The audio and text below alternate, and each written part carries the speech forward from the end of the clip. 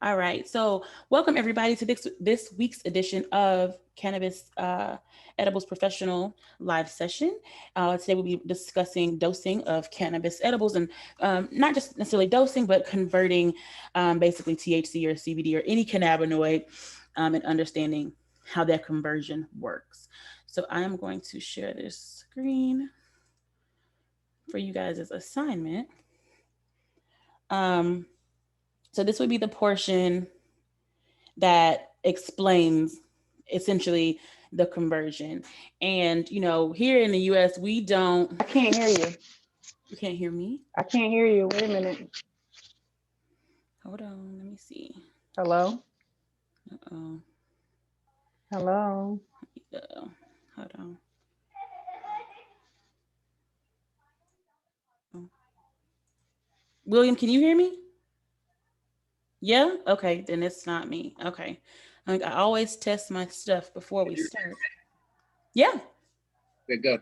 I was like, okay. Okay. Well, I'm going to leave her a quick note in the chat.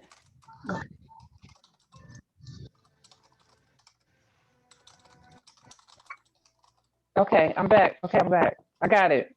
Okay. Can you hear me? I can. Yeah, we can hear you. Thank you. Yeah. Oh, you can hear me before? I just couldn't hear you? Yeah. I was like, I can hear you and he can hear me. So I just want to make sure. All right. All right. Awesome. Good. All right. So I'll go back to the screen share. Cool. So you said the example I give, we'll go over that. But essentially, so in the US, we don't use the metric system. We use the imperial system. So sometimes we use like, pounds, ounces like that. So when we get into liters and grams and things like that, sometimes it can be a little bit tricky. So essentially, the easy way to understand THC, CBD, any cannabinoid conversion is that 1 gram is equal to 1,000 milligrams of anything. That's just a weight conversion, right? So then we get into cannabinoid percentages. So as a general rule of thumb, if you don't know the cannabinoid percentages in your flour or even your concentrate, we use 10%. Right. So but cannabis has in terms of CBD, THC, the major cannabinoids, they typically can range from about 7% to up to about 23 to 25%, depending on like some really potent, well-grown cannabis. So typically speaking, you should know that if you got it from like somewhere reputable, you'd have your COA, which stands for Certificate of Analysis, and it would tell you. So for instance, for example, I don't know if you all will be able to see this on my camera, but this that I have is 18.9% CBD. So and how do I make it in like simple terms? So when we say if you don't know your percentages, we use 10. Well, like we said, 1 gram is equal to 1,000 milligrams. Then, so 10% of that would be 100 milligrams. So that's how we get to that number, like that 1 gram of cannabis is equal to 100 milligrams of THC, right? Because it's just a simple weight conversion. And then you should always know your percentages of cannabinoids in your flour or concentrate. And if you don't, we always just use 10 as a safe number. But like I said, it could be 7, it could be 23 if you're lucky. That's typically where that comes from. So in the example here, in you guys' reading, is that, for instance, if your bud like this that you got in your little container said that the strain had 27% THC, well, then we're going back to that conversion, right? So 1 gram equals 1,000 milligrams, but only 27% of that is THC, of that 1,000 milligrams. So 27% of 1,000 milligrams is 270 milligrams. So it's very straightforward. I don't really know any other way to really explain that. But that's essentially the gist of it, is that it's just converting the weight. There isn't any like special thing to do necessarily with cannabis or anything is literally just, I mean, 1 gram of cotton candy is 1,000 milligrams of cotton candy. So it's just straight up weight conversion. So that's when we discuss this here, where we talk about, generally speaking, every gram of bud or flower is considered to equal about 100 milligrams of THC, or 10% of the flower's weight. But like I said, that's if we have no idea, if somebody just, grows at home and they just gave you some, or you get street weed, or whatever the case may be. It's that's the rule of thumb when you have no idea what kind of THC percentage that you're looking at, or CBD even. It's the same conversion for CBD or any cannabinoid. The important thing is the percentage, right? Not necessarily the 1 to 1,000, it's the percentage. So once you know that percentage, it's the easy way to do it, just add a zero on the back. If somebody says there's 10%, add a zero on the back. That's 100 milligrams of THC. If it's 27%, add a zero on the back. It's 270 milligrams of THC. So yeah, I mean, y'all let me know. Does that make sense? You're muted. Yeah, I got it. Okay, awesome. I got it. Cool. It makes sense. Thank you. I mean, that's kind of how I always ran dosage measurements, the 100 milligram per gram. I mean, that's the old standard if you didn't have newfangled machines to figure it out. Exactly. Yeah, because that's the thing. Like, if you've been in the legacy market and you've been dabbling in this for a long time, we all were playing with the rules of thumb, right? So that's why you had to kind of be like, we'll figure it out, which is where that 10% came from. But like I said, we have evolved tremendously over time, and we are lucky enough to have products like these that, like it says it. I don't know if y'all could see on my camera. I don't know if it'll focus, but right up here is usually where you should see it. Or dispensary products will have a QR code that you can scan. And it should always tell you, like, good reputable cannabis, whether it's hemp, whatever, should have the percentages on there for you.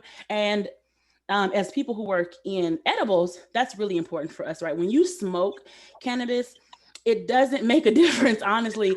I'm not gonna say it doesn't make a difference. Your potency makes a difference, your experience makes a difference, but in terms of making money, in terms of really using your raw good to multiply that into edibles that make you money, we get the lion's share in edibles, right? Because if I smoke a gram, we just said, for instance, that's 270 milligrams of THC.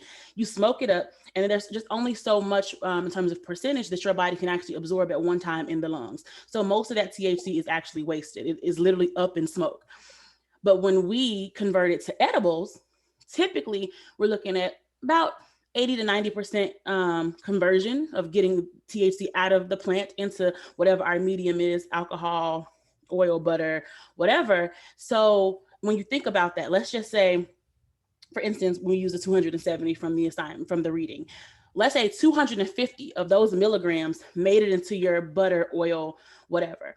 But when you make your cookies, brownies, waffles, you only ever want them to be, let's say, 25 milligrams. Well, then you were able to get 10 whole servings or doses or whatever from that same 1 gram of bud, when the next person got one use out of it if they smoke it. So it's really important as you move forward in your journey in terms of career or starting a business, especially if you're going to be making your own, that THC percentage is really important to us, right? Because sometimes the price difference isn't terrible between a strain that yields like 17% THC versus a strain that yields like 25% THC. The price isn't. Go ahead. Sorry. What was that number you gave about how much the body can process THC at a time? Did you give a specific number, or did you just reference No, and I do know that number. I just don't. I mean, I don't have it at the front of my brain. I can look it up in one of my books, but no, you can't. I mean, that's just essentially how it works. Yeah, but I'll show you a good resource is this book right here. It gives you a ton of great information.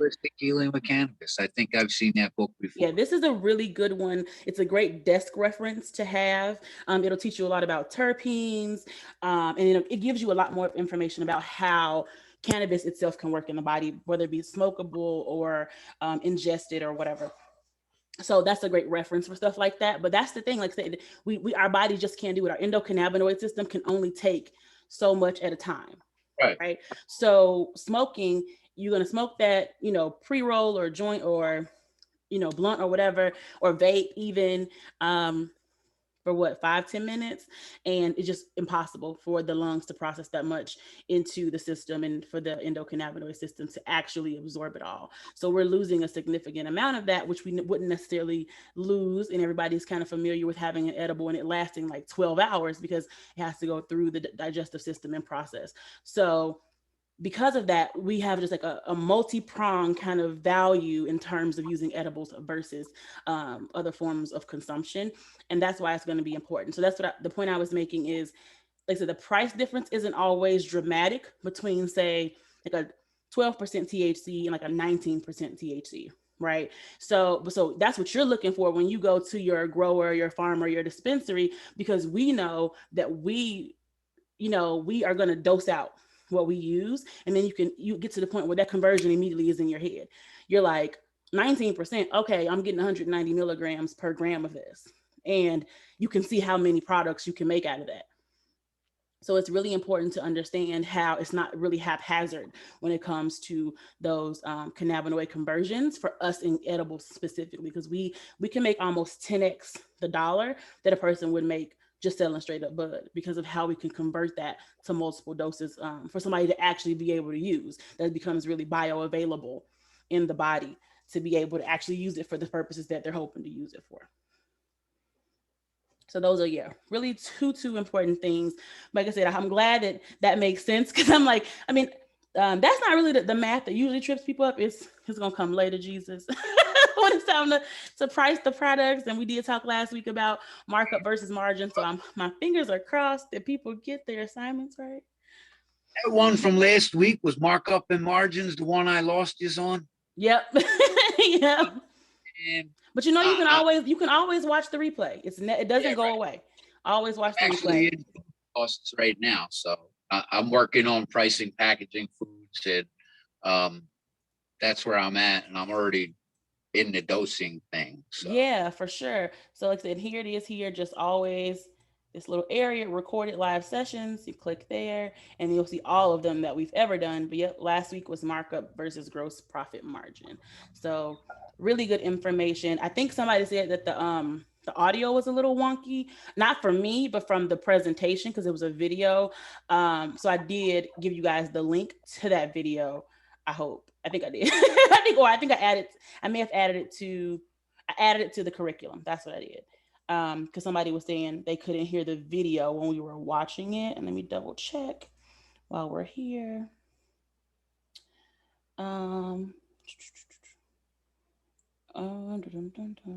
Pitch deck. Maybe it's not. Which module did I put it in? Yep, there it is. Video, markup versus margin. So yeah, that'll be the video that we watched during the live session last week. And like I said, if you can't hear it, you can always go right into the curriculum. Yeah, is it the same video from the course? It was a different video that I was using to kind of help reinforce it, because even though there's a video in the course, people consistently get bad grades on that assignment. So we were going over it from a different perspective. So you just have multiple resources now to kind of hit it from a bunch of different sides. I just want to make sure that everybody really understands. Yeah, there were a couple different things here and there that I don't know. It seemed like a little bit of conflict within information during the coursework. You know what I mean? Like there'd be one referencing, one area of like maybe numbers or something like that. I can't think off the top of my head where that was. I think it was during the food cost section. Understanding food costs and whatnot. And I know that can be confusing for a lot of people. Yeah. So like the numbers and everything and the examples, like I couldn't really follow what was going on with a lot of that. But I mean, I get the gist of it overall, but it was just hard to follow. Yeah, that's what I say. I hope this live session last week gave some clarity. That was the intention. And if not, you guys can always reach out to me specifically and say, I still don't get it. That's fine. We'll figure it out. But yeah, I just want to make sure that we consistently have the proper resources to make sure that you guys understand. But yeah, it was a good one last week because I know that was something that a lot of people struggle with. People struggle with numbers in general. I think I get lucky because my first life is as an accountant in corporate America. So sometimes I don't understand that people are having trouble because it comes very easily. So consistently remind me and don't feel bad about reaching out if something is difficult, because sometimes it's just because you can learn something very easily doesn't mean that you can teach it very easily, especially if it comes to you naturally. Then you don't necessarily know that it doesn't come to other people that way. So you absolutely always let me know if there's something you guys need additional resources on.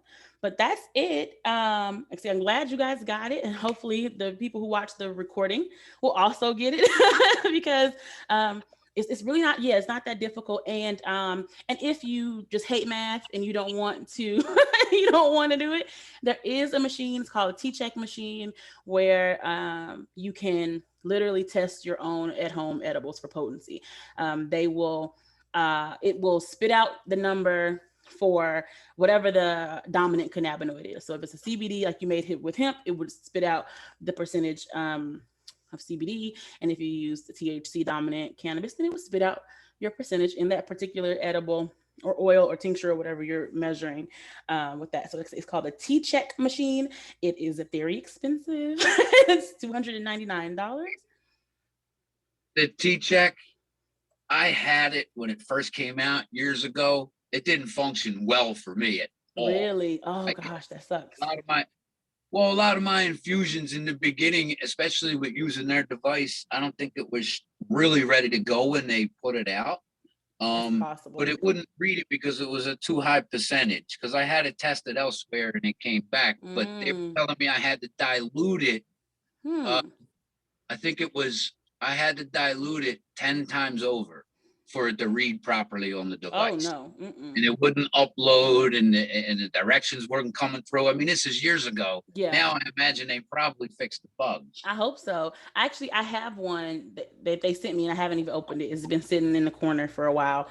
So I will check it out eventually when I have time and I can see, and I think it's kind of a fun exercise because you've learned about how to convert cannabinoids. So you kind of have an idea of what you think you put in there. And then if it gets close, then that's cool. But if it's like crazy or way off or gives error messages, then that's lame. So I hope that it works.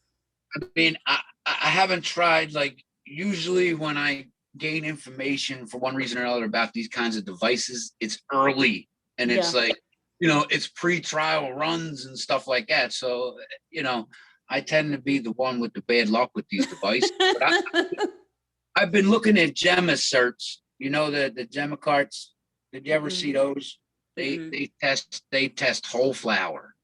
Apparently Tcheck is doing that now. They have like an expansion pack. Yeah, they have the expansion pack. They want more of your money. Oh yeah. It was like another $150. Something. It was a lot.